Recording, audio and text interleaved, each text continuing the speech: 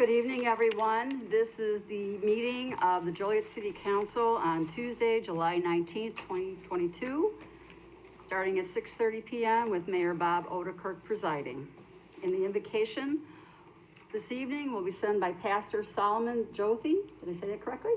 Of Crystal Lawns Church of the Nazarene at 2424 Caton Farm Road. Come to the podium.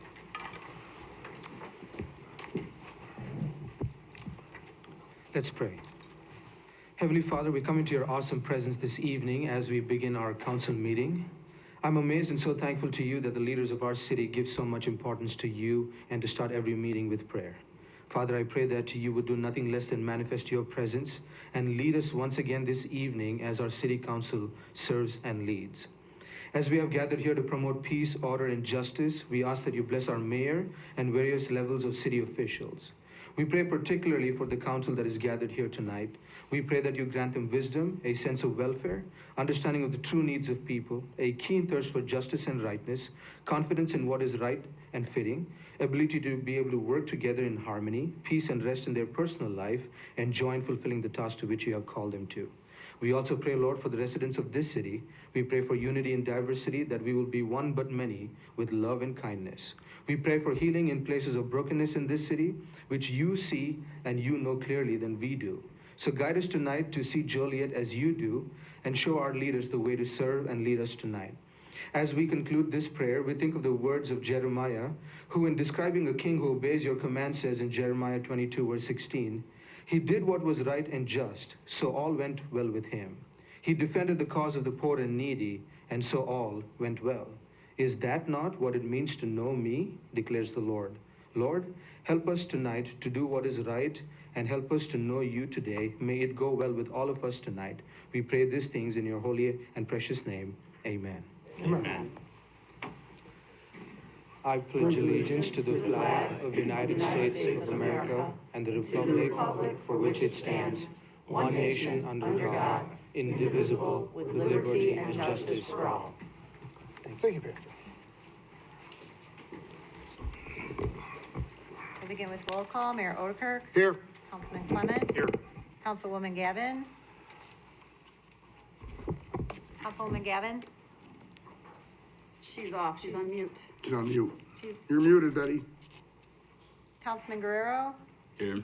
Councilman Hug. Here. Councilman Morris. Here. Councilman Mudrin. Here. Councilwoman Coleman. Here. Councilwoman Reardon. Here. Excuse me for a moment. Our monitors say that our speakers are off. Does that have anything to do with it? No? No, your microphones are on. I think it's just the screen on Okay, for, Councilwoman Gavin's. because you're not hearing her? Okay. Thank you, though. First on the agenda this evening is a proclamation honoring the 70th year of the Associated Clubs of Will County. Cancel the meeting and then rejoin again, okay? If you're here for the proclamation, if you could come to the front, please. Smile. Don't be afraid. Don't be shy. Thank you. Are we all here? Okay. All righty. And who? Oh, Mr. Pat Mudger, you want to come up too? Sure, come on down. You're the next contestant. Can you hear me, Patty? Okay.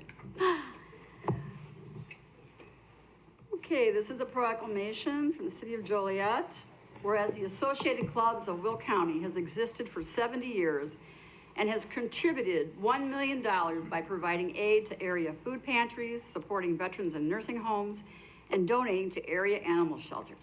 Yes, thank you. Whereas service and volunteerism is a cost-effective method to help meet the needs of Joliet citizens. The Associated Clubs enables ordinary citizens to demonstrate commitment, dedication, and faith in the community in which they live. Whereas service organizations help a more sustainable, resilient community, enabling the poor and vulnerable to meet their needs.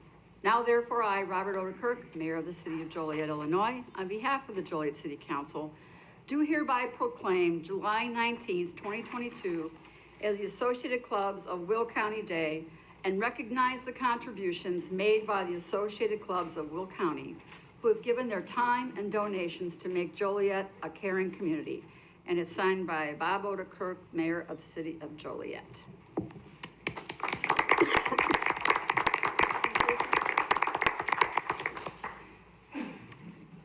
Mayor Odekirk, members of the City Council, we deeply appreciate this honor.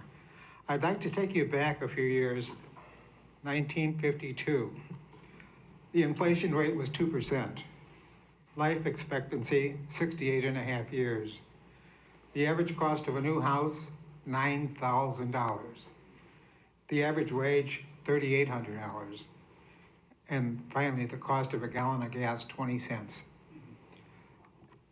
The thing that we had in 1952 was an abundance of veterans. The World War II people came back and they wanted to do something, the American Legion and the VFW, to help the community. So they asked the various clubs in the area, let's get together, form an organization, and do something for the community. Back in those days, they contributed to the March of Dimes, something called the Red Feather, which today is called the United Way, different Cub Scouts, different baseball teams. Their contribution then meant an awful lot to the community. I think the spirit that we had then led to, in 1955, the city of Joliet being named an all-American city. It's that community spirit. And the associated people, the clubs that we have never forgotten that spirit. Today, our main goal is to supply the area food banks with money for them to operate. It's something I think we all should be involved in, because every dollar that we contribute is $8 in purchasing power for them. So it helps feed an awful lot of people. I know our city council member that's on the screen up there has a food pantry that does an awful lot of work. She's one of those we contribute to. But it's something that is so vital to the community for people to get involved. I thank you for this honor, and I would beg your indulgence to let the members that we have with us introduce themselves and the club that they belong to. Sure. I'm Tony, and I belong to the VFW. He's Tony, I'm Pat, and I'm with the Old Timers Baseball Association. Tom, and I'm with the Joliet Rivals Club. Bill Grossgloss with the Joliet Moose 300. Nick Parks, past president of the former Eastside AC. James Shaw with the Beacon Club of Joliet.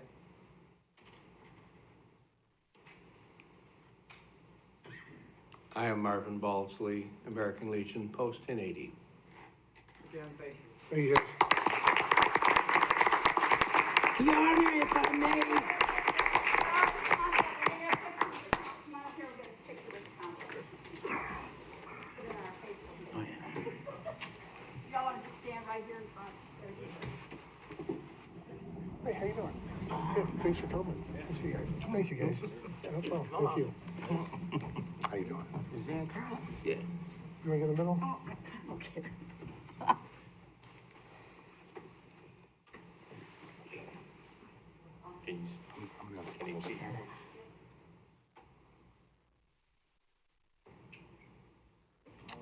Thank you, guys. Have a good night. Your Honor, if I may just make a quick comment. Sure, go ahead. Yes, I also would like to thank the Associated Club.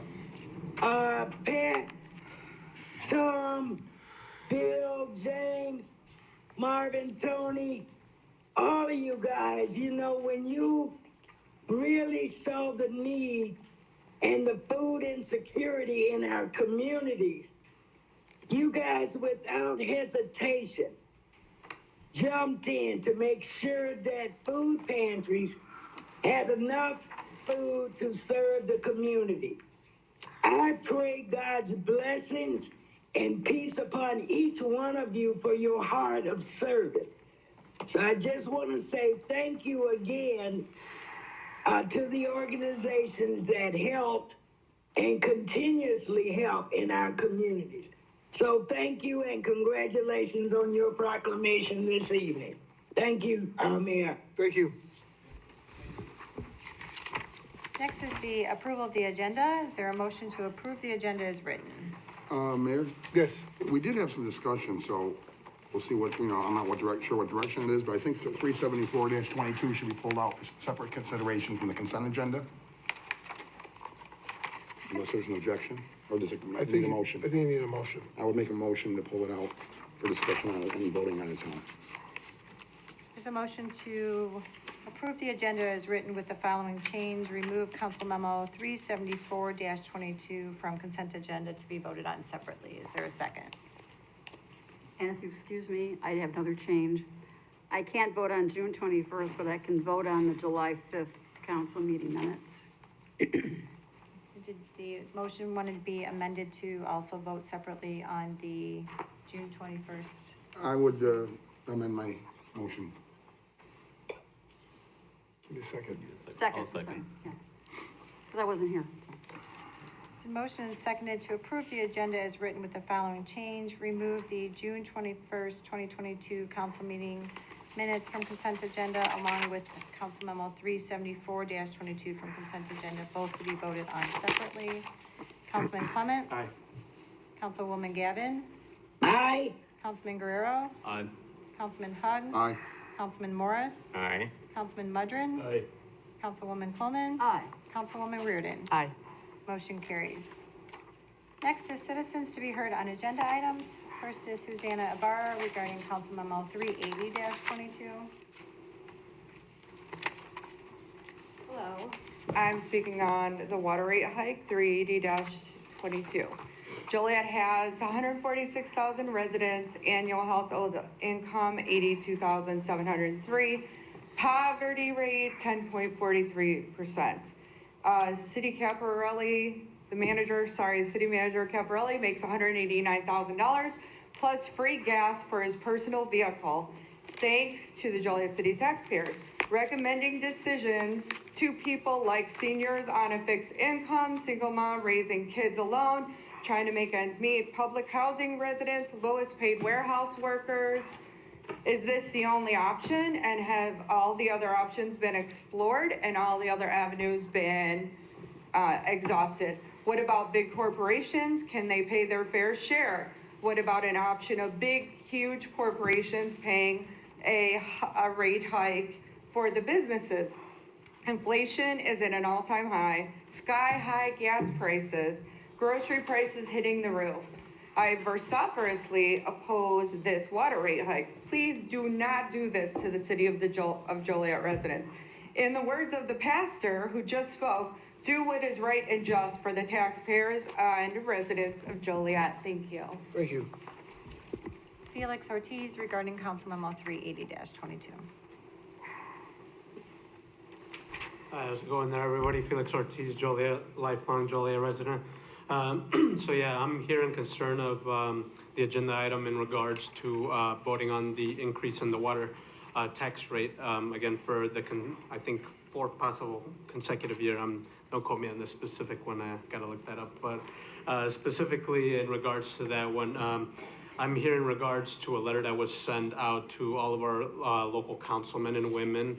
It was signed off by about 20 organizations, including Black Lives Matter of Will County, Centro de Trabajadores Unidos, Collins Street Neighborhood Council, Community Cultivation Project, Equity and Transformation Joliet, Food and Water Justice, Justice for Wives Foundation, One Joliet Coalition, Our Illinois Revolution, Salt Culmet, Group of the Sierra Club, Spanish Community Center, Speak Up, Step Into the Light Inc., Sunrise Movement, Universalist Unitarian Church of Joliet, Warehouse Workers for Justice, Will County Progressives, Women for Justice Midwest Region, and Working Families, Will County.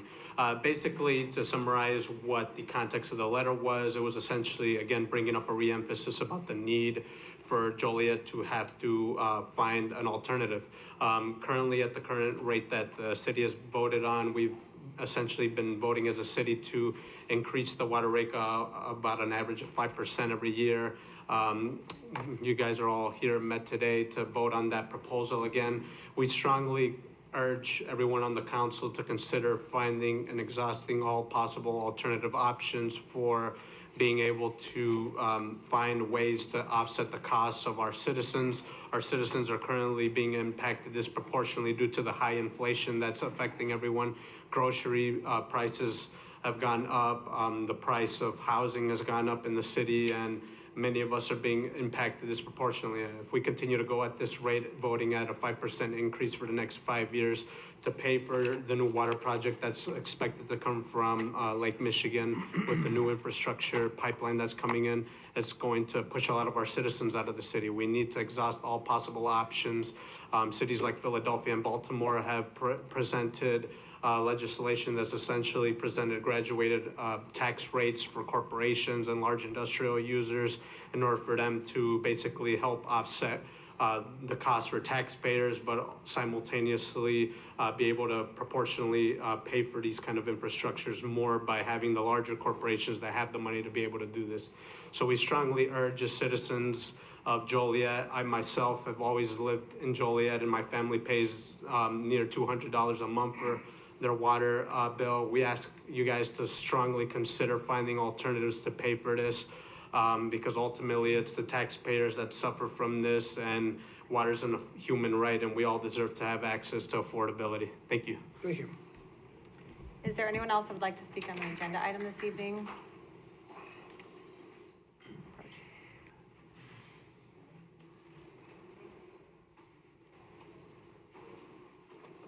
Yes, I would just like to speak Name in and regards address, to. please, for the record. Excuse me? Name Oh, and- sorry. My name is Stevie Kuzmanalipio. I'm a lifelong Joliet resident. I live more on the Redwood neighborhood. I've been all around. I'm on the east side, on the west side. I'm just here to talk to you specifically about the issue of water. Because you're voting to increase the water rates here in Joliet. I know that's a concern among low-income communities, and especially our elderly populations who would suffer like a rate increase. I know the city has reintroduced water shutoffs after they paused them during the pandemic, but I believe that this would just put more people at risk and put them in jeopardy of facing those water shutoffs for non-payment, because they're seeing their rates increasing every year. By the year 2030, we're expected to see them triple, almost to like, I think somewhere in the $80 a month range. So I just believe that doing so to working class families, especially at a time of high inflation, as we've already mentioned, as I've already heard people mention, it would be costly to not only them, but also push them over reason to leave Joliet, even the Will County area. Just my thoughts right there. I believe that water is an essential need, that it's a right, that everyone deserves access to clean, affordable water, and voting to increase this, especially at this time, is not, it's not in the best interest of Will County residents, or not Will County residents, Joliet residents, and those who will be directly affected by this vote. So I urge the council to vote no. Thank you. Thank you. Oh, sorry, thank you. Is there anyone else who would like to speak? Seeing none, we'll move on to appointments. First, the mayor is recommending Kathy Spieler and Glenda McCollum be reappointed to the Joliet Housing Authority Board. Is there a motion to approve? So moved. It's been motioned and seconded to approve. Councilwoman Gavin, Aye. Councilman Guerrero, Aye. Councilman Hug, Aye. Councilman Morris, Aye. Councilman Mudrin, Aye. Councilwoman Coleman, Aye. Councilwoman Reardon, Aye. Councilman Clement. Next, the mayor is recommending Karen Ward be appointed to the Joliet Housing Authority Board, replacing Yvonne White. Is there a motion to approve? So moved. Second. Been motioned and seconded to approve. Councilman Guerrero, Aye. Councilman Hug, Aye. Councilman Morris, Aye. Councilman Mudrin, Aye. Councilwoman Coleman, Aye. Councilwoman Reardon, Aye. Councilman Clement, Aye. Councilwoman Gavin. Aye. Motion carried. Next is council committee reports, finance committee report. Finance Committee met here at 5:30. On the committee is Councilwoman Reardon, Councilman Guerrero. We had a number of items on it. A couple of the most important that are on the agenda today to vote on then was a bond issue for up to 105 million for the Cullinan project. The other items, there was 3 items with the insurance part of it that Gallagher Bassett is our broker on, and they have a representative here, and I'd like to call on Kurt to come up to speak on this if he has, please.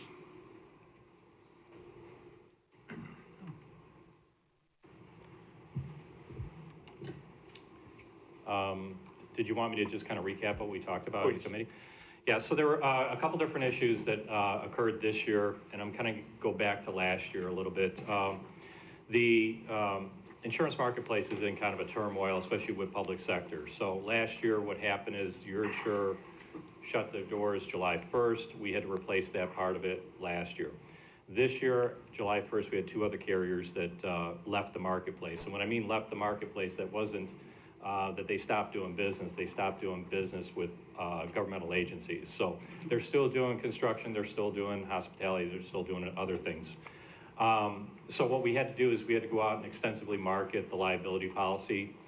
We did go to 9 different carriers. Basically what's happening is that all those policyholders that were insured by those companies are now being absorbed by the rest of the marketplace. So rates are going up because those policies that were written have to go somewhere. So we did replace those. Your structure did not change. You still have the same deductibles, same limits. Everything else was the same. The other part of it too was that with the cyber liability coverage that you purchased a few years ago, on the application last year, it was brought to our attention in April that I think somebody had used the general fund numbers of 180 million. As opposed to you're closer to about 438 million. So there was a jump in the premium on that portion. Instead of using total revenues, they were only using the general fund. And then the other aspect of it too is that the exposures, the things that you're insuring, your vehicle counts went up, your payrolls went up. Property values, and I think I mentioned that they were 3%. If we're looking at just cost of construction, labor, material, supplies, anything, the first quarter for this year, cost to replace a building is up about 16%. So we're actually down, instead of using the 16%, we use a 3% increase, which is pretty conservative. But to build a building right now, just because of lack of material supplies and things like that, it's gonna cost you a lot more. So those are like the 3 factors that went into the cost changes this year. On the consent agenda, when we get there also. All right, thank you. Okay. The other part of the Finance Committee was revenues are good yet. We're up about $20 million, leading the way. The gaming taxes are back up. State income taxes are up, and the replacement tax is up. All of these have been up the last 6 months. So we're up about just under $20 million. Question, is that up from projections or up from last year's numbers? Up from last year's. Very good, thank you. Caesar, Sharon? Anything good. That's my report. Thank you. Public Service Committee report. Public Service met here in the City Council chambers yesterday at 4:30 in the afternoon. On the committee is myself, Councilman Morris, and Councilwoman Gavin. In attendance was the Director of Public Utilities, Allison Swisher, Director of Public Works, Greg Ruddy, and some of their staff.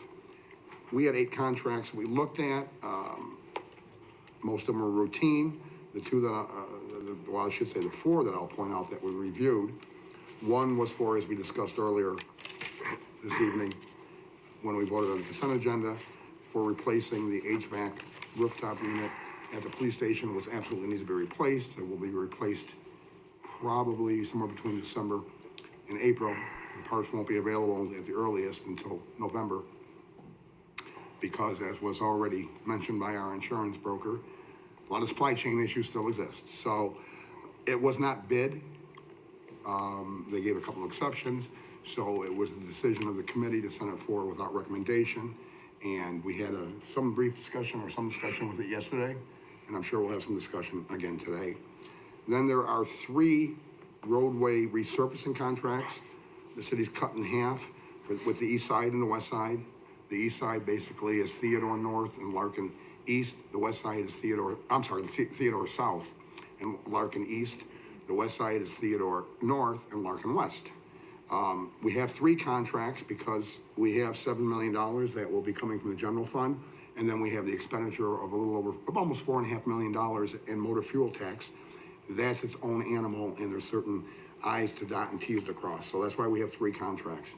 The good news is, when we normally spend $2.5 to $3 million citywide on street resurfacings every year, these 3 contracts add up to right around $7 million. So already we've almost tripled it, but we also have an additional roughly $3 million because we're gonna be doing one more contract on that. So, you know, there's gonna be some inconvenience, but it's gonna be a happy inconvenience for folks in their residential areas because there's gonna be a lot of streets done this year compared to the last 10 or 15 years. So we looked at all 8 of the items and we vetted them. Aside from not giving any recommendation on the HVAC for the police station, everything else was vetted and accepted. We had 5 change order pay estimates, final payments, as we refer to them. Nothing stands out. Again, we vetted all of those. And everything other than the HVAC system was unanimously approved to be sent to this full council with our recommendation as a committee for approval. Did I miss anything, folks? I don't think so. All right. That would be my report, Mayor. Thank you. Stadium Committee report. The Stadium Committee met here on July 14th. On that committee is Councilwoman Quillman, Councilman Guerrero. We had 2 major items on there. The one was approval of extending the lease agreement, which was extended to September 30th, 2028. And that will be on our agenda for our next meeting, not this meeting. We also had a presentation from Brent Fraser, who is the Chief Operating Engineer. And Brent, if you could come up for a minute, I'd appreciate it. The Slammers would like to recognize Brent for going over and above anything they've asked for in the way of help and to get projects done. They felt, as well as Brent felt, that the stadium is in better shape today than it ever has been. Brent listed maybe 15, 20 items that have been done. One to be finished, which will be did middle of August, is the roof. But if you want to highlight a couple of those, Brent, and I'd like to just thank you from myself, the council, and the city for doing a great job. Thank you, Councilman. Mr. Mayor, members of the City Council, it's a pleasure to work with the stadium. It is an iconic fixture in our city landscape. On the heels of COVID, coming back to where people are going out and enjoying things with their family, it's an important venue for the city of Joliet.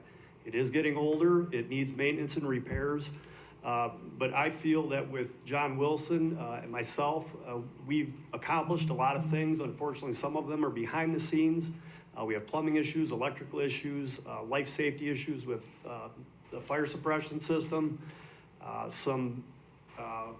some work that was done to clean up the kitchens, the concession stands, but the overall presentation of the facility, I think, is as good as it has ever been.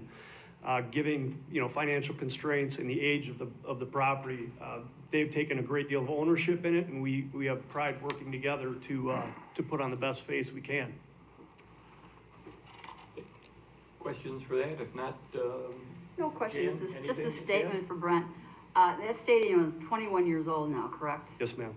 And it's my understanding when that facility was built here in cold weather, it was actually built with the understanding of being in a warm weather climate.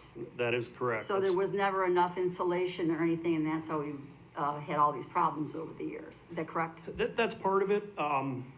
And we do our best this year. I will say that the leaks and the things that we experienced, we had a relatively mild winter, but the way that we winterize the stadium has gotten much better. We're very proactive in trying to prevent some of those leaks from happening and creating further damage.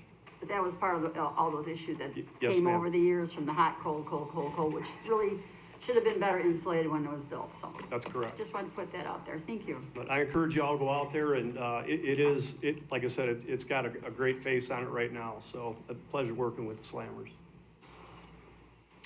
Yeah, they're a great group, I would agree. Thank you. Thank you, Mr. Mayor, members of council. That's my report. I show no other reports. Moving on to consent agenda, approval of the minutes. It's recommended the minutes of the council meeting held on July 5th, 2022 stand approved as recorded. Invoices paid report. It's recommended this report be received and placed on file. Council Memo 369-22, renewal of the proposed property and casualty coverages. Council Memo 370-22, renewal of the proposed workers' compensation broker. Council Memo 371-22, award of contract for the authorization for comprehensive benefit consulting broker services to Gallagher Benefit Services in the amount of $76,000. Council Memo 372-22, award of contract for the 2022 sidewalk curb replacement project East Area to Austin Tyler Construction in the amount of $347,350.05. Council Memo 373-22, award of contract for the 2022 Hickory Spring Creek cleaning project to Greg Dobzik Excavating in the amount of $88,000. Council Memo 374-22 will be voted on separately. Council Memo 375-22, change order number 1 for the 2022 municipal parking lot improvements to PT Farrell Construction Company in the amount of $12,334.03, and payment number 2 and final in the amount of $63,388.53. Recommended Council Memos 369-22 through 373-22 and 375-22 be approved. Is there a motion to approve all said consent agenda items? So moved. Second? In motion seconded to approve, Councilman Hug, Aye. Councilman Morris, Aye. Councilman Mudrin, I vote aye, but I'd like to abstain from the council meetings minutes on July 5th because I was not here. Councilwoman Coleman, Aye. Councilwoman Reardon. Aye. Councilman Clement. Aye. Councilwoman Gavin. Aye. Councilman Guerrero. Aye. Motion carried. Next is the approval of the minutes. It's recommended the minutes of the council meeting held on June 21st, 22, stand approved as recorded. Is there a motion to approve? So moved. Second. It's been motioned and seconded to approve. Councilman Morris, Aye. Councilman Mudrin, Aye. Councilwoman Coleman, Abstain. Councilwoman Reardon, Aye. Councilman Clement, Aye. Councilwoman Gavin, Aye. Councilman Guerrero, Aye. Councilman Hug. Aye.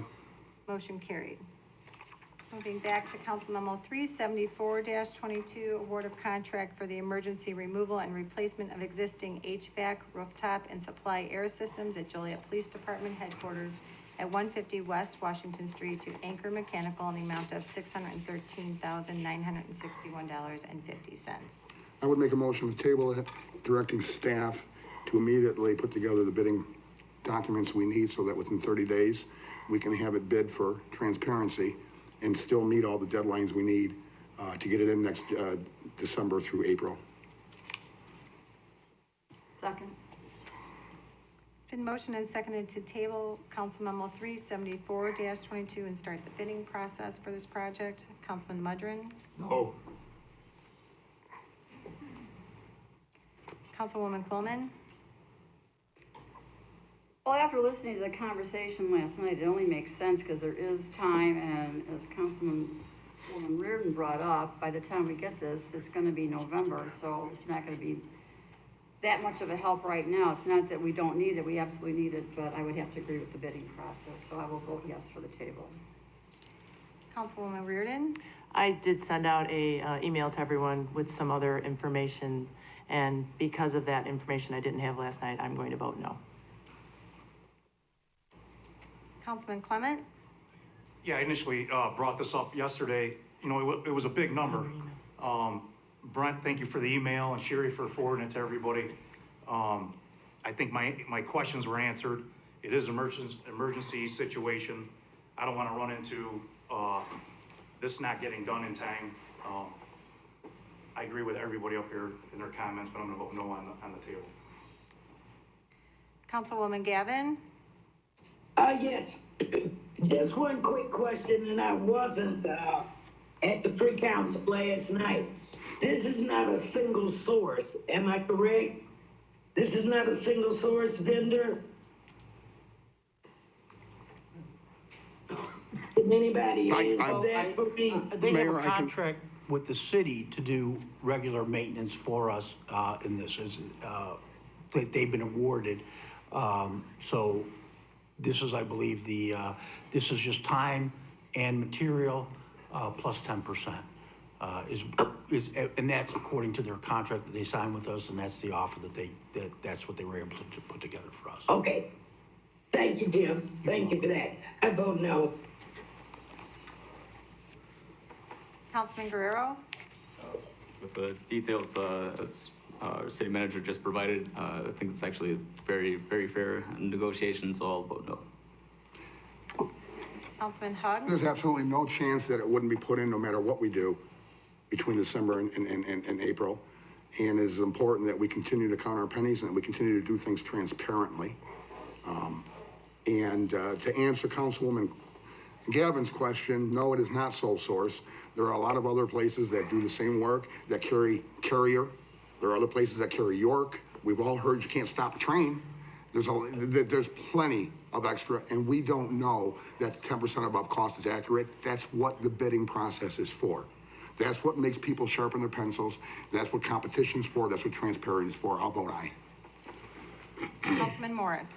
Yeah, at the committee, Larry and I, we discussed this in length, and I was, at the committee level, was in agreement with seeing this go forward, but at the pre-council last night, what I heard, and you all know sometimes I hear more than what I'm hearing, is that we have time to do the bidding process and to put us in the same time frame if we went through with it now. Did I hear that right, Jim? I don't know if that will or will not happen, depending on the availability of the product.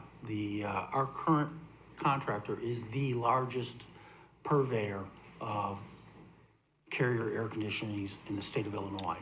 They are their biggest customer.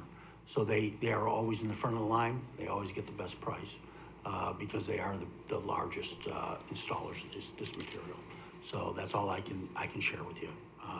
I don't have a crystal ball to be able to see what's going on with the supply chain right now. So I don't know if that's true or not. So. Yeah. Okay, I'm not, I mean, we discussed it at length yesterday, but I'll vote aye for the table. Okay, the motion to table was denied. There were 3 ayes and 5 noes. Is there a motion to approve Council Memo 374-22? I'll move. Second. And motion and seconded to approve Council Memo 374-22, which is award of contract for the emergency removal and replacement of existing HVAC rooftop and supply air systems at the Joliet Police Department at 150 West Washington Street to Anchor Mechanical in the amount of $613,961.50. Councilwoman Coleman? No. Councilwoman Reardon? Aye. Councilman Clement? Aye. Councilwoman Gavin? Aye. Councilman Guerrero? Aye. Councilman Hug? Quick question. Jim, so Anchor's the largest distributor or contractor for Carrier, right? That's my understanding. Okay, who's the largest for York? I have no idea. Who's the largest for Train? I don't have any other. I'll vote no. Thank you. Councilman Morris? No. Councilman Mudrin? Yes. Motion carried 5-3. Moving on under the agenda item, Council Memo 377-22. It's the 2022 Deteriorated Roadway Resurfacing Program.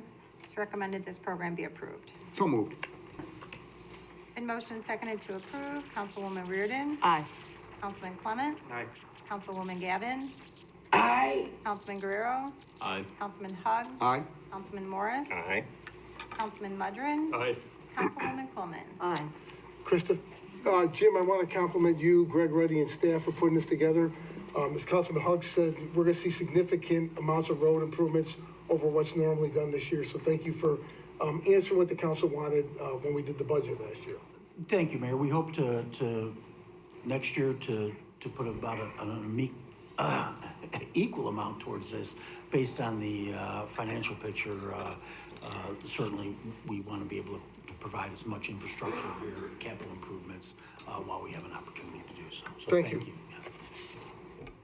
Under ordinances, Council Memo 379-22, an ordinance approving the reclassification of 16.47 acres located at 1750 West Patterson Road from ITC Intermodal Terminal Industrial Park to ITB Intermodal Terminal Transportation Equipment Zoning.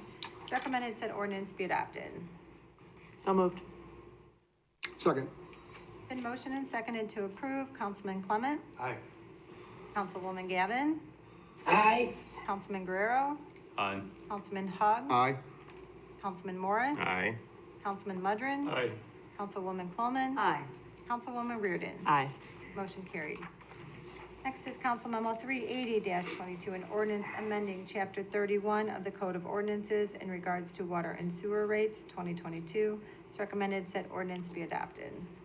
Before we do that, Krista, Jim, I know Elson Swisher's here. Elson, can you come forward? Either if there's questions from the council or if you want to respond to some of the things that were said earlier. Yes, thank you, Mayor and Council. We did receive the letter today that was previously referenced, and I do want to say that we are committed, as we've been discussing for the past year, about addressing affordability issues when it comes to our water and sewer rates. And so as we've presented, there's a comprehensive review that's currently underway. The information that we need to complete that comprehensive audit so that we can properly present alternatives for the council to consider is going to take the next year to complete that. So, the question is then, why do we need to take action on rates now as opposed to postponing it for a year? And simply, as everyone is facing inflation, all of the costs within our department are also increasing. For example, our chemical costs increased 30% since last year. We are a revenue fund that is supported by the sale of our water and wastewater services. It's not supported by any, taxes that are paid. So we, to be solvent, have to make sure our revenues match then our expenses. And everything is increasing from chemicals to materials, all of our, commodities that we utilize. We have issued significant debt. If you recall, recently over $200 million in debt has been issued. When we issued that debt, we made a commitment then to those lenders that we would meet certain requirements in regards to cash on hand for debt service coverage to make sure that we can, repay those debts. There's definitely a need to issue future debt. In 2023, we anticipate issuing additional debt associated with the Alternative Water Source Program and Water Main Replacement Program. And we need to demonstrate that we can pay back those lenders. A pattern of, not demonstrating rates that can meet expenses then will likely result in increased rates that we pay when we go to borrow money. And just lastly, we did present a comparison of our water rates with those of our neighboring communities. And we are, even with this rate increase, on that lower half. So our rates are very competitive in the current marketplace when compared to our surrounding communities. I can answer any questions that you might have. Any questions? Yes, the business as well as industrial does not pay the same as residential.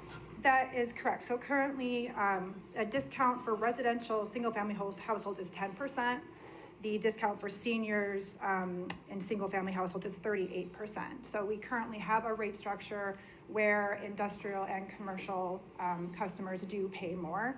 We are further exploring opportunities where we can increase that equitability, as we've discussed, potentially having the non-volume fee to be based on meter size, so that we can look at how we can recoup costs for the availability of water at some of the facilities that have high fire flow demands. So that is something that we are looking at, and that is something that the Baltimore and Philadelphia programs do implement.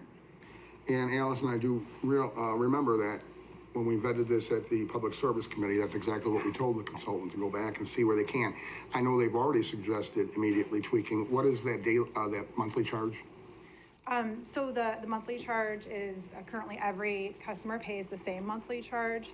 It's about, I think it's about $6, and we would look to modify that so that it would be based on meter size.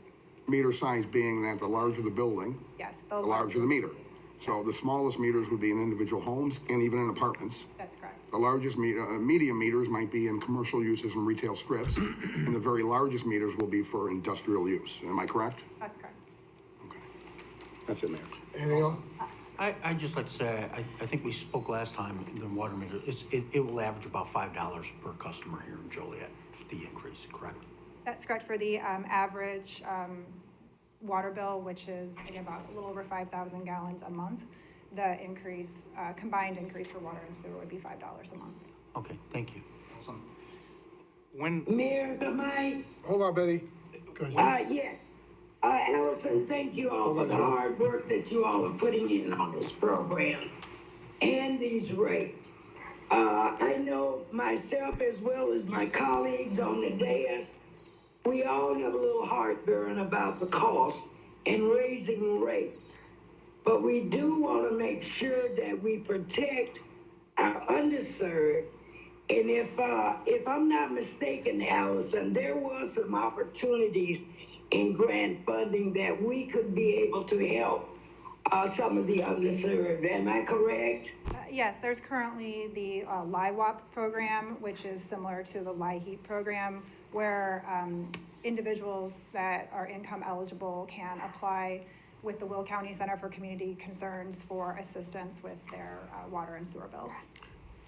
Okay, thank you so much. I just wanted the residents to know that there are some opportunities out there. If you run into hardship, that there are opportunities to assist you. So again, Allison, thank you all so much for the work that you put in there. Thank you. Joe. what do the experts say that they believe we will run out of water? Do you recall that? Yeah, it's kind of burned into my brain, but 2030 is when we will not be able to meet our maximum day demands per the groundwater modeling completed by the Illinois State Water Survey. And this is not just a Joliet issue, this is a regional issue. Do you know how many municipalities are going to run on the same aquifer? So right now we have our 5 partner communities that we're working with on the new Regional Water Commission, and that was a huge cost-saving measure that all of us working together can do for our residents. And then there's also the 3 communities in Kendall County that have the same issue. Thank you. One more thing. Yes. Allison, I know we've talked about this several times, but people forget. There are many ways that we as individual homeowners can save on water. So put something up on our website, in our newsletter, for people that don't. And weren't there handouts at one time about how you can save water at home? Like when you're brushing your teeth, don't let the water run. When you're doing your dishes, go back to the old-fashioned way. If you don't have a dishwasher, you dip them and do this, so you're not constantly losing water.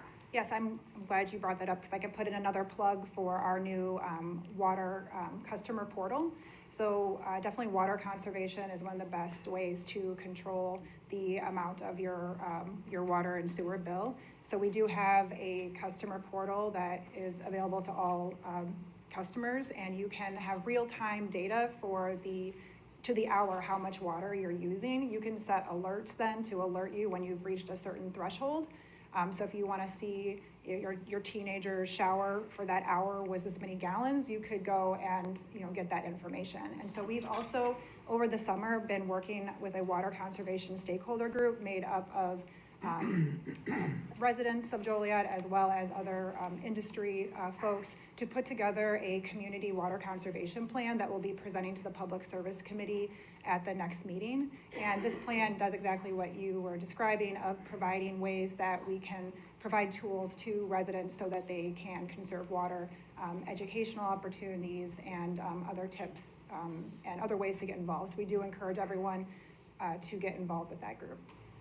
Thank you. Yes, Also, too, I believe, if I remember correctly, is it measured in cubic gallons? Cubic feet. Cubic feet, that's it. For the first 1,000, is it cubic feet, we have a lower rate. Right now, we only have 2 breakouts. Let's call it low usage and higher usage. And we are looking at, and we'll be moving forward on, a 3rd breakout, so maybe a low, medium, and high, through the consultant, which will be by next June, because we're trying to bring, as you said, that equity into it, because anybody who's going to what will ultimately be the high might be people filling a swimming pool, which would be a luxury, and if they can afford it, God bless them, you know, Yes, it's gonna cost more. Our rate structure currently does provide that lifeline rate for the first 2 units. And so that's about 50 gallons a day in usage. And that is at a significantly reduced rate for that lifeline rate. And so I think that is, again, something our current structure does allow for. And we are, as you mentioned, looking to explore how, is that range, is 2 units the right amount? Should we have more tiers? And all of that will be evaluated over the next year. And certainly to look at this from not a local, but a global issue, potable water is an issue around the world. Some countries are in worse shape than we are, and we're not headed in a good direction. It's all based on population. You're always going to have virtually the same amount of water within this world. The population is going to continue to go up. We're going to have some concerns with our national security of foreign countries trying to buy land along our Great Lakes with an eye on at some point trying to get rights to, because I think we as human beings worldwide have to embrace the fact that at almost 8 billion people, when we get to 10 billion and 14 billion, you can't produce more water. There's only the same amount of water now as there was at the beginning of time, so to speak. It's just what state it's in. Solid liquid gas, just like in junior high science. We've talked a lot about science the last 2.5 years, and the science here says there's more people demanding less water, less potable water, and it's getting more expensive to make non-potable water potable. There's no end to that. Don't shoot the messenger. There's no end to that. It's going to get worse. Worldwide. I'd just like to say one more thing. yes.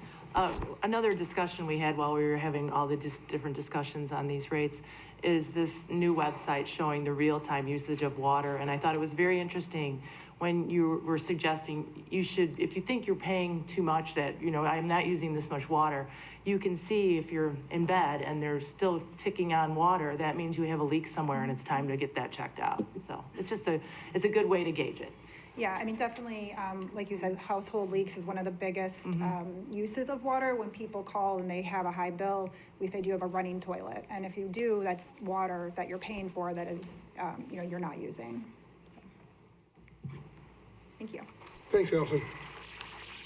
Is there a motion to approve Council Memo 380-22, an ordinance amending Chapter 31 of the Code of Ordinances in regards to water and sewer rates 2022?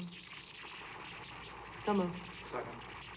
Been motion and seconded to approve. Councilwoman Gavin, Aye. Councilman Guerrero, Just very briefly, I want to acknowledge the work that Allison and our city staff and consultants have put into this. Definitely trying to make the best out of a worst case scenario. Certainly nobody's happy to see water increases. That's not anything I think any of our colleagues here are in favor of or excited for. And I don't think there's going to be any one single solution to this. Certainly better conservation on behalf of the residents, but I think a restructuring certainly is something that we need to consider and explore. That being said, we're sort of at a loss for time at the moment, so it's going to be very difficult to implement any sort of change in this short time frame. For all of our colleagues here on the council, I believe the city manager as well received a letter. For the number of organizations that signed on to that, I hope they can be part of this kind of ongoing discussion. Over the course of the next year, we can try to find a solution that's amicable to everyone. But a number of those organizations are people that have supported me in the past, and it's no secret that I've had a history of speaking out on this issue. So I simply wouldn't be able to walk away from this with a clearer conscience if I were to approve. But I don't at all fault any of our colleagues here for, making that difficult decision. So I'll have to vote no. Councilman Hug? If you think I'm a penny pincher, folks, you should meet my wife. I'm well aware, she's helped me hone my skills on penny pinching. I'm well aware of the increase, even though, as the city manager has pointed out, it's $4 to $5. She notices that. She pays the bills at home. Very good at it. She's also told me just how tremendously expensive our gas got, our natural gas got starting last October. Way dwarfed, not to throw a red herring in there, way dwarfed the water rates. And she tells me every month about our electric bill. That is ungodly right now. And the increase, I think it's upwards of almost 37% increase. We're looking at probably a $40 or $45 a month minimum without air conditioning increase in electric. So yes, people are getting squeezed from all 8 angles right now, but we gotta pay for what we gotta pay for. And as was stated before, not only is it considered by many a right to water, it is a God-given, nature required basic building block of life. We have to have clean water. We can't let the aquifer go dry. This is not a choice. We're not looking for better water. We're not looking for quality issues. We're looking to make sure that people have water in 2030, in 2040, in 2050. Let me tell you, the rush to get things done in 2030 to 2040, what we're paying right now, which has been reduced by the other communities, 5 communities that we brought on board, so that helps keep the cost. What other communities are holding back still because they're smaller, are going to experience in 10 years, I don't want to be in those communities. I vote aye. Councilman Morris? Aye. Councilman Mudrin? Aye. Councilwoman Coleman? Aye, conserve your water. Councilwoman Reardon? Aye. Councilman Clement? Aye. Motion carried 7-1. Under resolutions, Council Memo 382-22, a resolution approving the Cdbg fiscal year 2022 annual action plan to the 2020-2024 consolidated plan. I believe we have a brief presentation this evening in regards to this. Yes, so, I asked for this last night, thank you. yes, you're welcome, Mayor. This is Christy McNichols. She's recently new hired here, and she's spearheading this revamping of CDGB, but go ahead. Thanks for having me. The first thing I want to start out by saying what exactly CDBG is. It stands for Community Development Block Grant.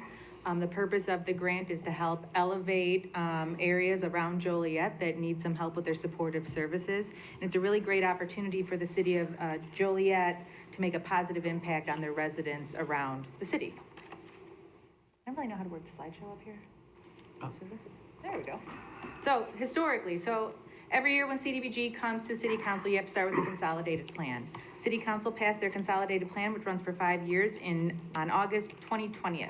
That consolidated plan runs through 2024. What we're doing today is the annual action plan. So we come to you with a big plan every year, or within like 5 years, every 5 years, and then we come to you with an annual action plan every year after that. Our consolidated plan, which I believe was emailed to everybody, tells us what we're going to do for the next 5 years. This slide shows a map of the low to moderate income persons and areas around the city of Joliet. There are 113 census block groups within the city. Based on low to moderate income data provided by HUD, 57 of the block groups have concentrations of low to moderate income residents, over 51%, and therefore would qualify to receive CDBG investments on an area-wide basis. Of those 57 block groups, 31 have an LMI over 70%.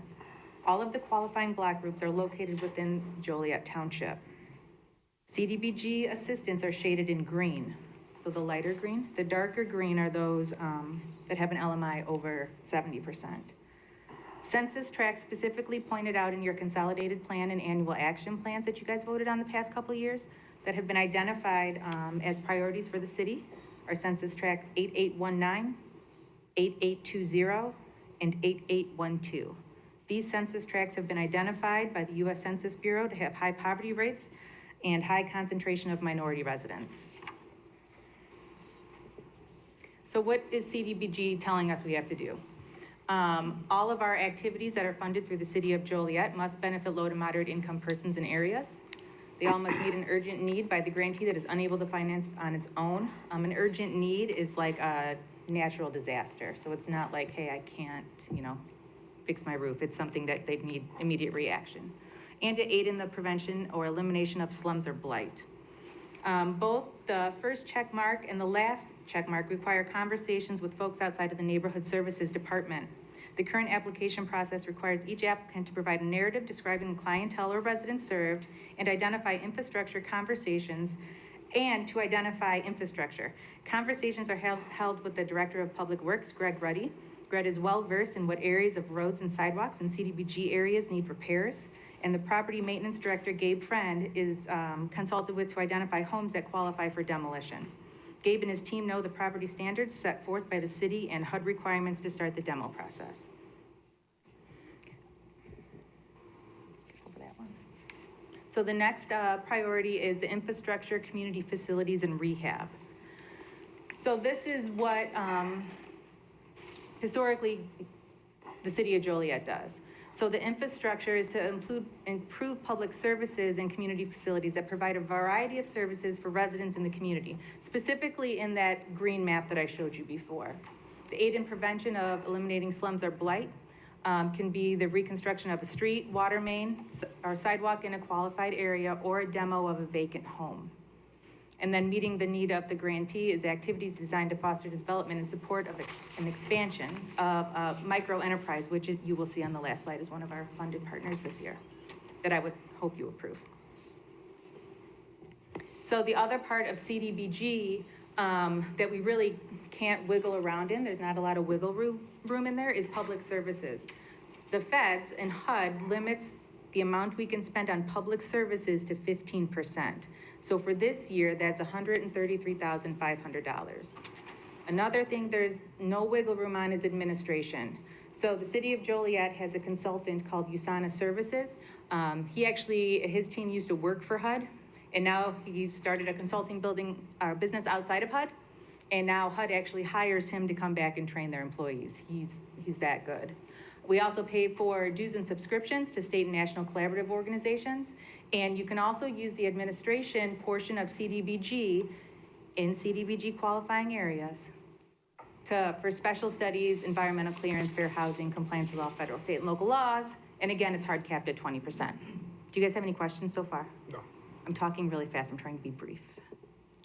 So how the process works, our proposals, we send a request out on April 8th. Emailed to all of the current and past recipients, and all proposals or applications for CDBG were due by May 10th. When the scoring came about this year, it went by feasibility and management capacity for both the organizations, our funded partners, and the city of Joliet staff. They clearly needed to meet the national objectives, benefit the low to mod income area of our persons, aid in the prevention of blight, and meet the need of the grantee is unable to finance on its own. And timeliness. This is a big deal in HUD and grant worlds. We need to know when is the project gonna start and when is it gonna finish. So this is our budget timeline. Proposals were due, applications were due on May 10th. We did the public hearing on June 23rd at Land Use and Legislative. We put the annual action on display. May 31st to June 30th is when that is. We're at the blue arrow right now for your adoption by vote, and then we'll proceed through with the rest of the steps. This is our current funded partners. So I put all of City of Joliet up at the top. So the City of Joliet benefits with $293,445. This will include sidewalk repair this year. As you guys know, sidewalk repairs can be very costly and expensive to people. It's like half of it is what they have to pay for, I believe. In the CDBG identified areas that won't happen, or not happen, has not happened. So we, from our land use and legislative meeting with Councilman Clement and Morris, we changed that budget and dropped that down to 158 and moved 32,000 into infrastructure of the demolition of 4 identified homes that Gabe and his team will do. The reason for the move from one to the other is due to the strike that's going on and a concrete shortage. And again, we want to make sure we meet that timeliness. Public service, the senior snow removal program is in there. Last year, the snow removal program 209 residents. They get 5 free plows of their driveway with snow over 2 inches. This year, I would guess that that number will be a little bit lower just because of the cost of everything going up. And then the administration is the HUD consultant that I was speaking about earlier. Any questions on that? No. No? Yes, so 10% is going to Evergreen Terrace to ensure the profitability and salaries of a Holston human capital, correct? So that comes out of the 15% that's a lot of public services. Right, my question was 10% of the 890,000, 88,000 is going to Holston human capital, to the private business that manages Evergreen Terrace. Yes, sir. Okay, thank you. You're welcome. Community facilities for Easter Seals. Easter Seals is doing improvements, or plans on doing improvements at their new purchase for the adult center off of Glenwood. Daybreak Emergency Shelter is doing their dining room roof replacement, men's dorm and bathroom renovation. Agape Missions might be new to some of you folks. They've been around for a very, very long time. During the R3 process, one of the needs that was identified by the community was for reentry services. Agape Missions is one of the only providers of reentry services within our area. And then Spanish Community Center for asbestos abatement and parking lot resurfacing. Holston Human Capital, as Councilman Hug pointed out. And then another new application this year is from LEDA, the Latino Economic Development Association. And they are going to be performing a micro enterprise that will bolster economic growth in the downtown area for their clientele. That is the end of my show. Any questions, comments? I believe one of the things is certainly, I guess some of this money, you know, that I can see here, and I'm putting this out here. I mean, clearly, the Spanish Community Center signed on to the price of the water that we were paying. And I know that we can use some of this funding towards water as part of that, is that correct? We can use some of the funding to help with the water main rebuild. So we could but- take that money so that they can put literally their money where their mouth is here and put that $100,000 towards the water infrastructure. And hopefully that'll go a little bit towards lowering the cost of the residents. I would put that out if that's something you guys would like to think about here. It's evident that they were very passionate about it, that they spoke up here today. So I'm thinking that maybe that's something you might want to consider as a council. So. Okay, I have a question. Yes. Jim, last night I was asking about these cameras that we need for these neighborhoods that can be transferred around, and you said to wait, so. Right, we have some different funding streams for that, not necessarily CDBG funding, but we're Oh, going you to could get. tell me that last night. I'm sorry, I didn't mean to, okay, so, right. Okay, we have other So, funding. we'll have funding for cameras. Okay. So. I do have a question. Yes. Back to the senior snow removal, is that for a certain income for the seniors, or that Yeah. anyone that's a senior? It was seniors and people with disabilities Right. who were applying for And, it. and last year, I believe there was a lottery system, and then, but we had more applicants than we actually had funding for, and we were able to make up that difference, I believe, last year out of some general revenue funds, so that those folks that were eligible actually got the service anyway. But it wasn't done on a income level of their income? I don't believe so. I believe it was like just people, mostly folks with disabilities. Okay. So, All right, I answered my question. And then the Agape Mission, where are they located at? Do you know? Yes, I Oh. do. They're on Plainfield Road is their one location, and the other one, I cannot remember off the top of my head. I can get that information to you though. Thanks. You're welcome.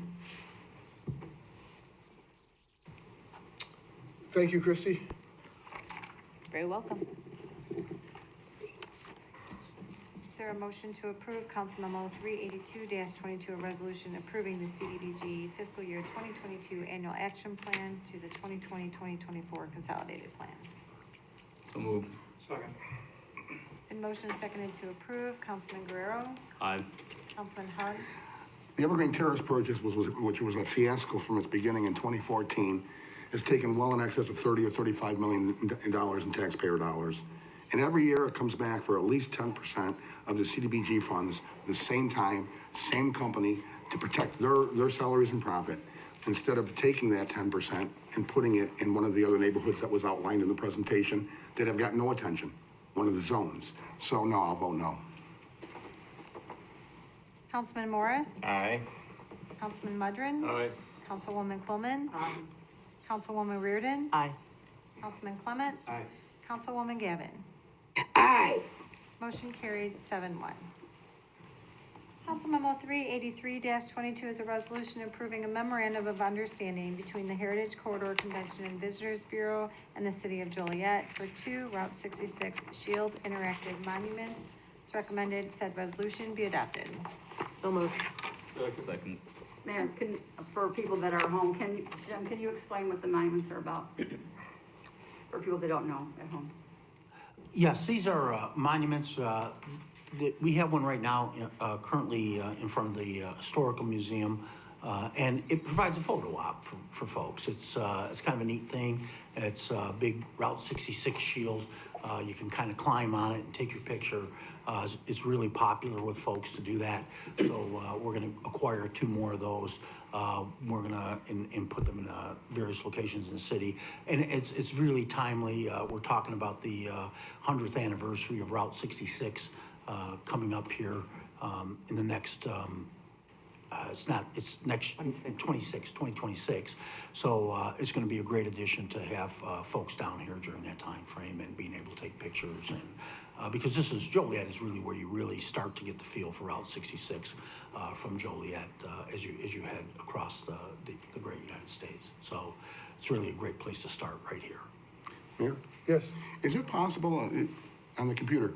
I know we had a really nice picture of it at the Public Service Committee meeting of the one that currently exists in the presentation. Can we pull it up? I mean, people can see exactly what we're talking about. Is it possible to pull it up? Because can you see if you can find it as we go on with the meeting? If you do find it by the end of the meeting, that's great. You know, I'm very informal. You can just yell at me, hey, Hug, I found your picture. Okay, thank you, Mayor. Oh, you're talking It about was the motion and seconded to approve Council Memo 383-22, which is a resolution approving a memorandum of understanding between the Heritage Corridor Convention and Visitors Bureau and the City of Joliet for 2 Route 66 Shield Interactive Monuments. Councilman Hug. Aye. Councilman Morris. Aye. Councilman Mudrin. Aye. Councilwoman Quillman. Aye. Councilwoman Reardon. Aye. Councilman Clement. Aye. Councilwoman Gavin. Aye. Councilman Guerrero. Aye. Motion carried. Next is Council Memo 384-22, a resolution authorizing the execution of a memorandum of understanding between the Heritage Corridor Convention and Visitors Bureau and the City of Joliet for temporary grant funding. It's recommended said resolution be adopted. So moved. Second. Been motioned and seconded to approve. Councilman Morris. Oh, excuse me, I tried to get that water down. Aye. Councilman Mudrin. Aye. Councilwoman Quillman. Aye. Councilwoman Reardon. Aye. Councilman Clement. Aye. Councilwoman Gavin. Aye. Councilman Guerrero. Aye. Councilman Hug. Councilman Morris, is that just water? Aye. Unfortunately, yes. Motion carried. Next is the city manager's report. I'm going to go ahead and defer at this point. So if I know that there's some things that you want to mention about Core Street, so I'll leave that to the mayor. I'll do it in new business. So, Next is new business, not for final action or recommendation. Joe? Betty? I have nothing, sir. Caesar? Yeah, very briefly, it's never expected to have to speak on this, but it was brought to my attention that there have been reports allegedly of a bobcat sighting in the area between northern Joliet, Fairmont area, and Lockport. The original Facebook post has been, as incredible as it may seem, the post has been shared now over 700 times. And so it's, things like this tend to travel quickly. I have my serious doubts that there is a bobcat lurking the streets of Joliet, but in any case, I did contact the Department of Natural Resources, waiting for a response back from them on how best to handle the situation. But I would just ask that you not share posts like this, and maybe just take a minute to look into it. I traced back the image in the post, first used in a patch article in Connecticut in 2011. So I've got some serious doubts about it, but I just wanted people to know that yes, I'm was brought to my attention. We are aware of it, and we'll see how we can move forward. Larry? Nothing. Terry? Pat? Jan? Jerry? A couple things. Number one, I won't elaborate on the water. It was said well by everyone here. It really isn't an option. We need a source of water. It costs money. There's a lot that we're doing to rebuild this. We have 5 other communities that joined us, which are gonna help keep the rates down. But one thing that we can't control, it was a year and a half ago, we raised the gas tax here in Joliet. That was an option. Fresh water isn't an option. Getting more revenue from the sale of gas is an option. I called for it last year in the budget. I'm gonna call for it again. If not, an immediate moratorium on that tax, Mr. City Manager, in next year's budget, if you present a budget without the gas tax in it, we know revenues are up, mostly due through inflation. So I think that's relief we can offer people, and I think we should strongly consider it. So I'd ask that you present that next year when the budget is presented.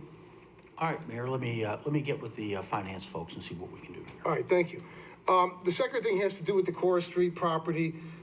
Real briefly, I think people are up to speed on this, but there are currently 6 sex offenders living in one address on the 1000 block of Cora.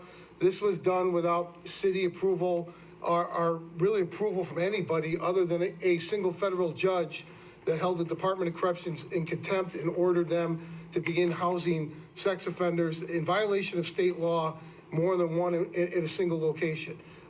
She put an injunction on the state law and allowed the Department of Corrections to do this. There's a company from Lake Zurich, Illinois, that bought an apartment complex in Joliet and currently has 6 sex offenders located in the middle of that neighborhood. I think this is something as a community, I think all of us can agree with is not the proper thing to do. There was a bus stop for Joliet Central High School immediately in front of this address. Joliet Central did not know what was going on inside the city. Joliet did not know what was going inside. Cunningham School is 2 blocks away. Holy Cross has a learning center, which is a block away. So again, I'm not going to comment on the federal judge's ruling. I understand what the intention was, but the effect is on something that we're not going to tolerate here in Joliet. So when this came to our attention a couple months ago, I spoke I was outspoken about it and how we felt about this in our community, how the people in that neighborhood felt. I sat down with the city manager, who's also an attorney, with Ms. Spano and Mr. Regis, our corporation counsels, and talked about ways that we could do to try to fight this or try to combat it. One idea that we came up with that we haven't been able to share until now was the idea of buying property within 500 feet of that residence and to tear the property down and turn it into a park, which would put those offenders in violation of Illinois law, which does not have an injunction on it, saying that they can't be within 500 feet of a park. There was an abandoned lot about a block away that was for sale. Unfortunately, it was outside the 500 feet. We did find a house within that radius. I know, Mr. City Manager, you've moved forward with the legal department. This issue is going to be brought to the council at the next meeting. Is that correct?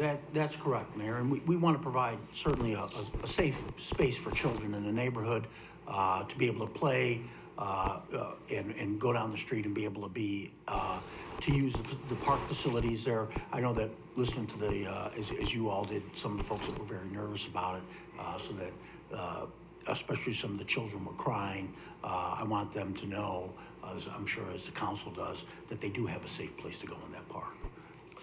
So again, well, thank you. Thank you for your efforts. I know I spoke to people on Cora Street with children. They're terrified. They also saw their house values plummet overnight. This is a working class neighborhood. It's a diverse neighborhood. I think it's really outrageous that a company from Lake Zurich decided to do this in Joliet. I said it before and I'll say it again publicly. I would love to see them do this in Lake Zurich and see what their mayor and their city council would say if they did that in their own community. Mayor, what's the name of the company? I don't know offhand. New Day Apartments. New Day Apartments? New Day. So I'm happy to tell the people of Cunningham that we've listened to them, and this is the first action we're going to take. It's going to come to the council in the next couple of weeks. So thank you, Corporation Council, Mr. City Manager, for working with me to get this accomplished. Thank you. Absolutely. You're welcome. Mayor, Yes. I just want to commend you, the city manager, legal team, for having the foresight to come up with a solution that was not our problem, that we're taking care of. So. Mayor? Yes. Mayor, you know, I'm certainly known to throw nickels around like they're manhole covers. We alluded to my chiefness earlier. I'm 100% behind this purchase. This is just not a Cora Street problem. This is a problem for all of our kids citywide.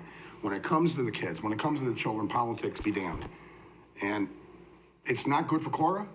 And if we don't stand up and do something like we're doing, like the community's doing, and the council is trying to help do, it's gonna spread. It's gonna spread. And the Cora Street kids are just as important as the kids that live next door to me. They're all so important to us, so thank you. Yeah, absolutely, thank you. Krista. Before we move to public comments, we did have a picture to show you for Councilman Huck's request. Oh, there you go.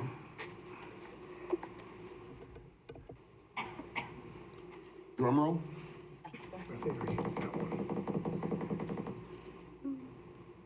This is it, guys. That one is currently at the museum downtown, and then there'll be two more, and that's what we voted on tonight. And it's a real nice amenity along the Mother Road as people travel it and stop, and they love to take their pictures. Thank you. Next is public comments. First is Robert Webb.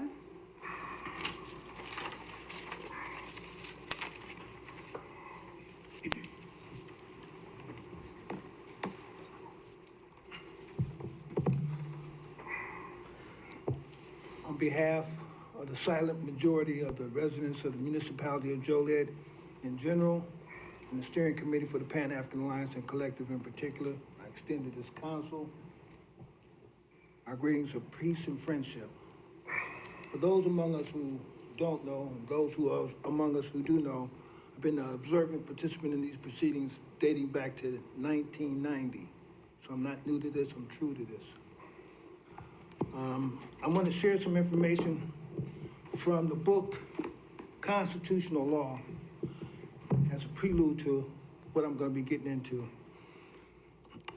This is from Justice Harlan. He was a dissenting in the case Plessy versus Ferguson in 1896.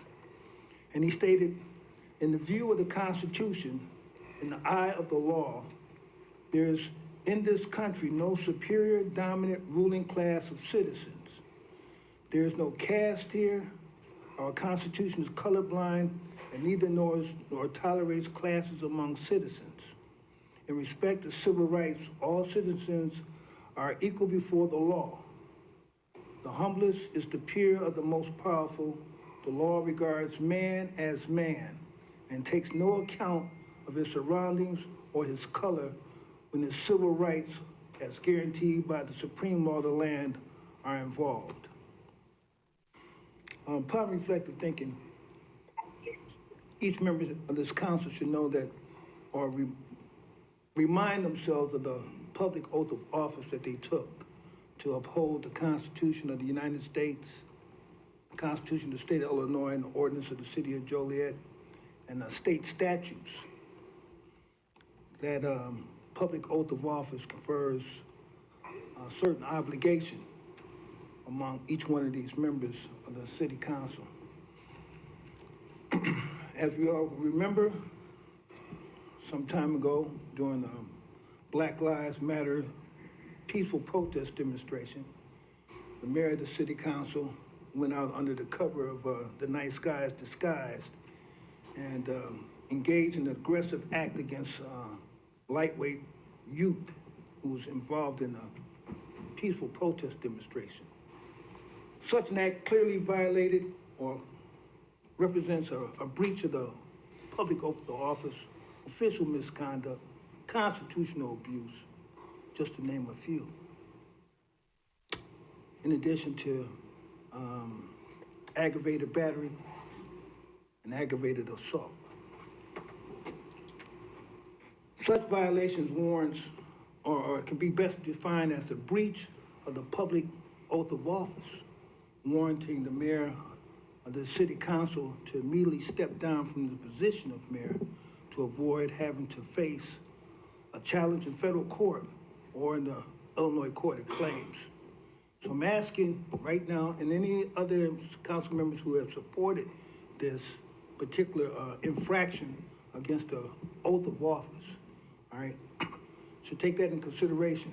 Shouldn't be tolerated in any way, form, or fashion. I realized that there was a settlement made to the young man's family a certain amount of money, but that does not have any impact on the wrongness on the part of a public official going out into the public, manhandling a male youth at a peaceful demonstration, which was, again, breach of the oath of public office, deserving of removal from the position of mayor of the city of Joliet. I'm asking that you resign today, that you leave out this room, and that you never come back into these chambers again. All right, thank you. Is there anyone else that would like to speak under public comments this evening?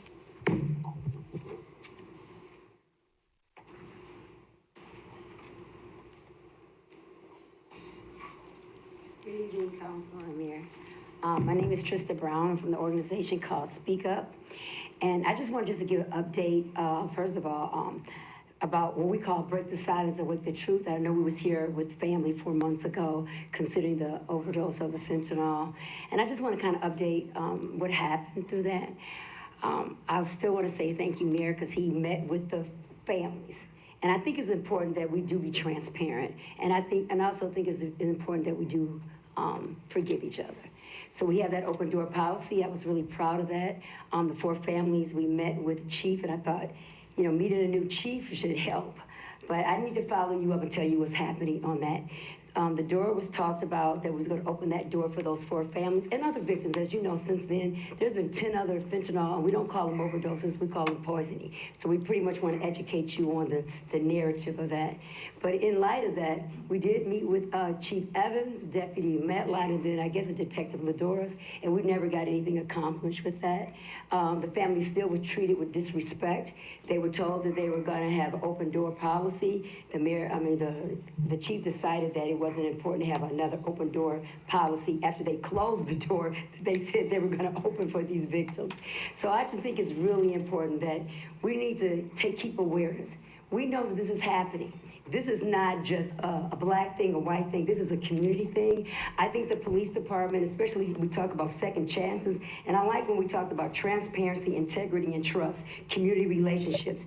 And we forgot all about police reform. We forgot about the open door policy. It seemed to got suspended soon. We got our second new chief. And I just want to say, I have nothing against him. I don't even know him. So we all had the opportunity to sit in a room rationally and talk to each other.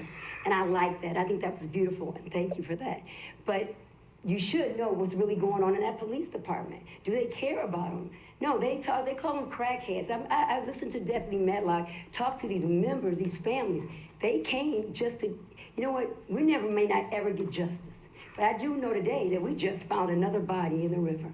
And I can't reveal a lot of other things that's going on in that. And we talked about Evergreen, it needs to go down. 2 bodies in 419 Beloit was found in that apartment. We followed up with the people who own it. We followed up with the so-called staff, where Glenda McCullum is on that staff of the housing. Roger Powell, non-existent. We gotta be responsible. If you're gonna build these boards, and at the end of the day, there were 7 other people. 10 in the last 3 weeks.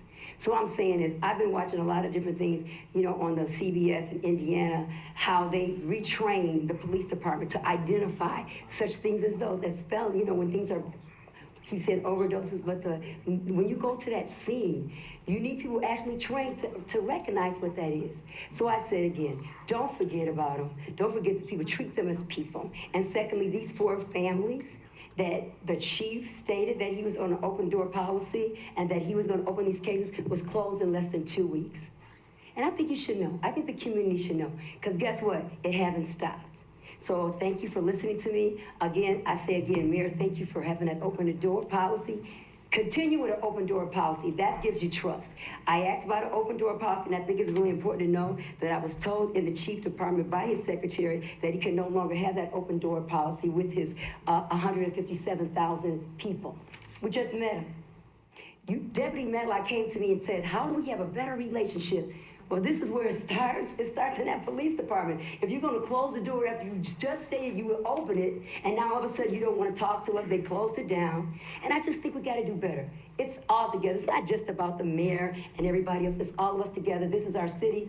Talk about city of champions. Go back to be a city of champions. Thank you. Thank you. Is there anyone else that would like to speak?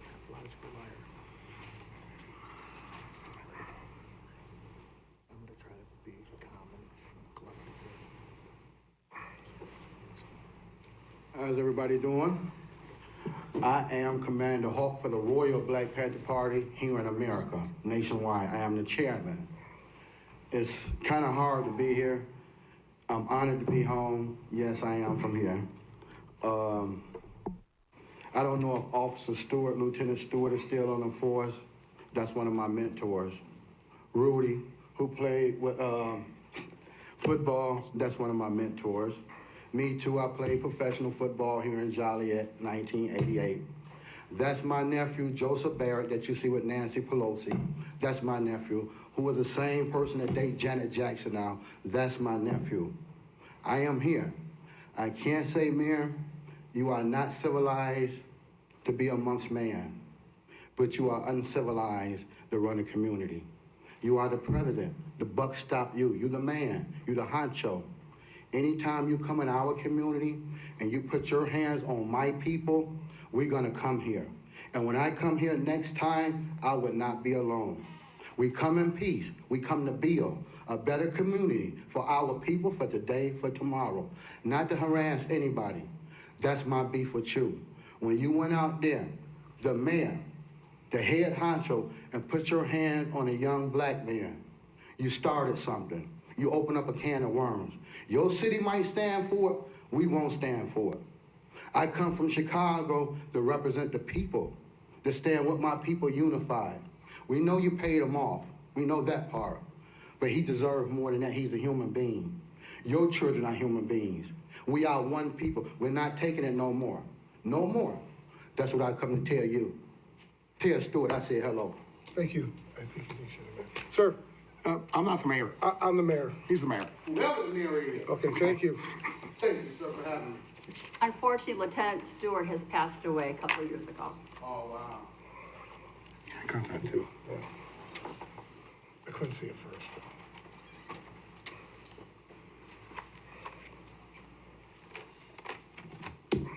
Mr. Mayor, City Council, good evening. Mr. Mayor. John, address the council as a whole, please. Yes. Okay, thank you. At July 5th City Council meeting, myself and a member of CNC came to the council meeting, expressed some concerns over some issues in our CNC area. When I got home, I received a few texts, some emails, a couple phone calls, Facebook messages about the meeting. People are asking me, did I hear the sarcastic comment that was said as you and Dennis were walking up to the podium to speak? So I'll go back and listen to tape at the 50-50 mark. And you can clearly hear someone say, "Looks like the Gong Show." I would like to remind elected officials that your role should be to encourage the citizens to participate in city government. Not just brag about how many new businesses or jobs you bring to the city. Dennis is a Vietnam vet who fought for our freedom to be able to exercise the right of the First Amendment free speech. This was his first time appearing before the city council. And he was totally disrespected. Me personally, I don't care how many names you call me, I will still be back here to voice my concerns whenever I have a concern. I personally like leaders that would encourage residents to participate in the city government. So those of you that don't, then I guess we can take care of that matter down the road. In conclusion, I would like to make another suggestion. Mr. Mayor, you have a switch under your desk, control this mic right here. Shut it off at your will. So my suggestion would be to install a mic, a switch at your mic so people don't hear your sarcastic comments in the future. And also in regards to the Cunningham Neighborhood Council, I thank you and applaud you for trying to do something in the neighborhood with the park. I'm not an attorney, I'm not sure how it's gonna play out, but I don't think New Day is gonna stand still and not do anything. But it's a start. I think you need to do it. And we'll just see how the dice rolls, and let's keep our fingers crossed that that works out, that we get ahead of the game. Thank you. Thank you. Is there anyone else who would like to speak? Next is mayor and council comments. Joe, Betty, Yes, Mayor, just, want to thank a couple of people here, to our IT department. You guys are amazing. Thank you for your help. Patty and Chris, thank you all so much for your help with me. And then for the Joliet Police Department, cannot thank the guys enough.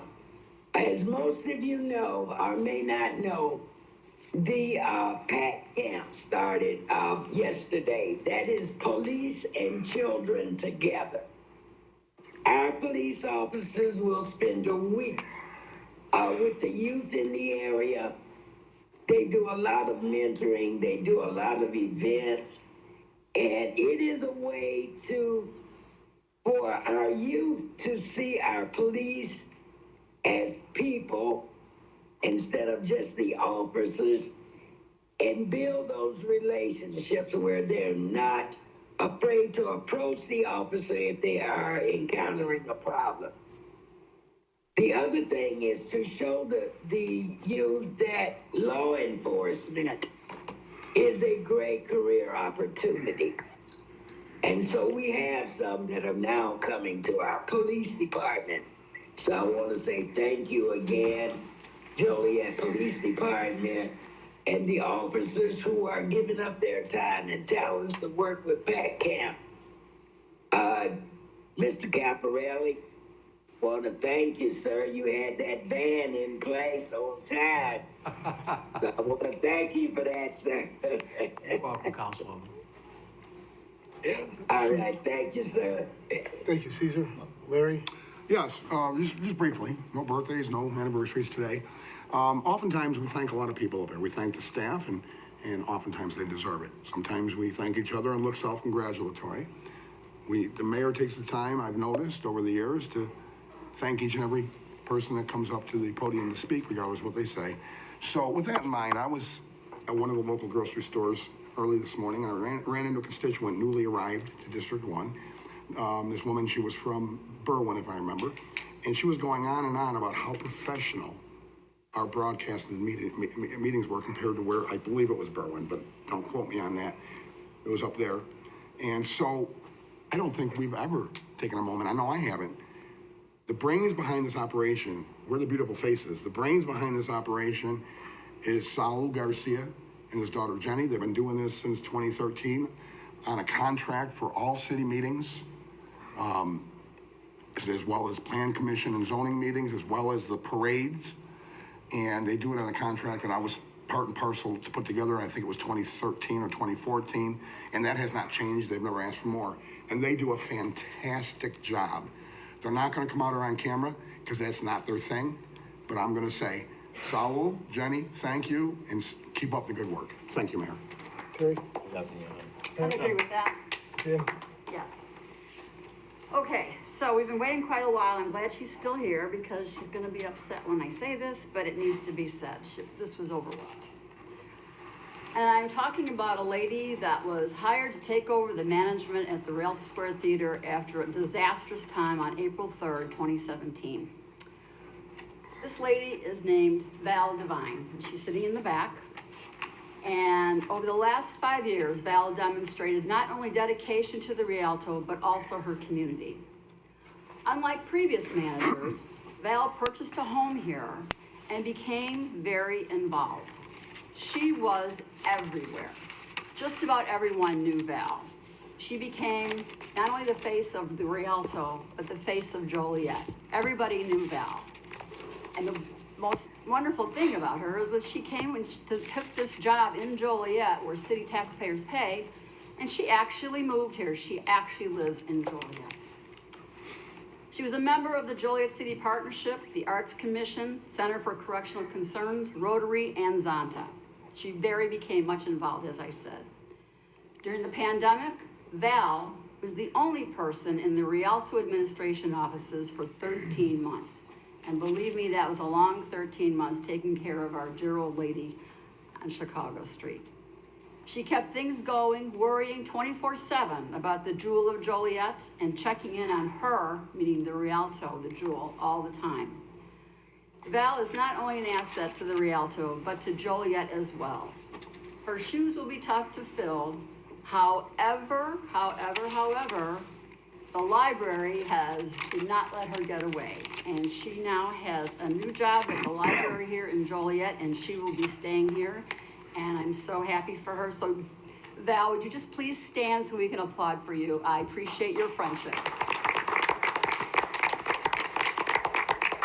Well deserved, my dear, well deserved. That's all I have. Sherry? I have a couple items, and Caesar, you're gonna have to help me out. July 9th, Marisco's El Valatarzo on Black Road, 2700 Block of Black Road, had a ribbon cutting. Lale was here, the radio station out of Chicago. Very nice people there. They were in front of us for a liquor license a few months ago. The food is outstanding, so I encourage people to give it a try. 2700 Block of Black. Last Saturday, Chief Judge Kennedy held a state of the courthouse picnic at the Moose Lodge. This is the second year he's done that. It's a nice turnout. I want to thank Chief Judge Kennedy for the work that he does, including there was an incident last Friday at the courthouse with a threat to the courthouse where they had to be closed. So thank you, Judge Kennedy, for his work. And then finally, on July 12th, the Thrive Work grand opening. I was there with Councilman Clement, Councilman Mudrin, and Councilwoman Reardon. It was in the media. It's been covered on Channel 6. But very briefly, this is a program that was put together by our fire department with other community groups to deal with mental health issues. And I guess the easiest way to say it is our first responders are the frontline responders when it comes to people with mental health. Families who have someone that they can't control, call the police. People who are in public that are causing disturbance, call the police or fire for help. Oftentimes, these people are suffering from mental breakdowns. There really is no help available, immediate help. The best they could do, either they're taken to jail or they're taken to a hospital emergency room where they don't have medical personnel there to treat them. ThriveWorks is a way, and the city is partnering with this to get help for people where there's counselors or mental health professionals that can immediately try to come in a crisis type of mode and try to deal with it. So it's somewhat of a new project. I don't know of anywhere else in the country where their first responders are doing that. We're doing it here in Joliet. I know the public Joliet school districts have reached out. They want to become part of this program. I also know other communities are reaching out to Joliet, want to see what we're doing and see if they can implement this in their communities. So thank you to Deputy Chief Carey, the fire department, all the people who are involved in this and put this together. And the city council voted. How much money are we giving to ThriveWorks to partner with them? Do you remember offhand? It is $400,000, and it provides services to the entire citizens of Joliet. So people who are uninsured, Yes. who are some of the most vulnerable, are going to, basically the city is going to help pay for the cost of this. That's correct. That's all. It's a great program. Thanks for everyone who supported it. And again, thanks to Deputy Chief Carey for putting this together. And that's all I have. I think we have executive session tonight. There's a request for closed session. Is there a motion to go into closed session to discuss personnel, after which the meeting will be adjourned? So moved. Motion seconded to approve. Councilman Mudrin. Aye. Councilwoman Coleman. Aye. Councilwoman Reardon. Aye. Councilman Clement. Aye. Councilwoman Gavin.